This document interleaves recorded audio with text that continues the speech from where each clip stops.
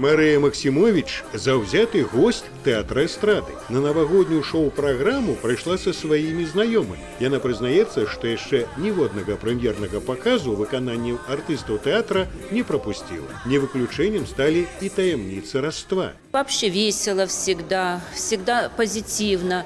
Мы всегда приходим с удовольствием, а уходим с театра с настроением и обязательно думаем вернуться. Нам нравятся такие мероприятия. Мы в прошлом году накануне Рождества посещали. Был снежный концерт.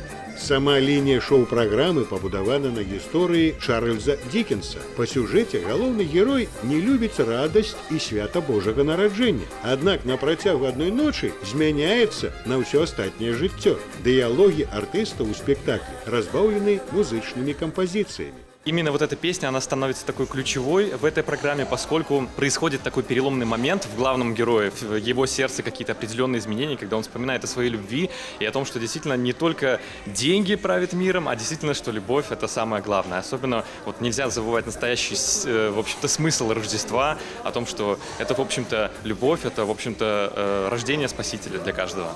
На сцене белорусские артисты, а так само актеры театра эстрады. У программе композиции, присвяченные новогодним святам. Сёрод выканаўцаў і Шыр Чарыев с песней «Холодно». Мне холодно, мне холодно, без тебя не холодно.